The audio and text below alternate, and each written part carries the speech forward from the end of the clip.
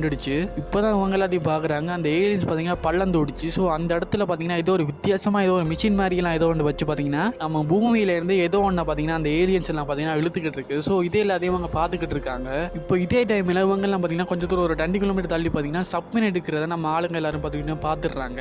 இப்போ திடீர்னு ஒரு பில்டிங் அழிகிறதால பார்த்தீங்கன்னா அவங்கெல்லாம் தண்ணியில் வந்து பார்த்தீங்கன்னா அப்படியே நீச்சல் அடிச்சு அந்த சப்மெயின் கிட்டேயே வந்துடுறாங்க.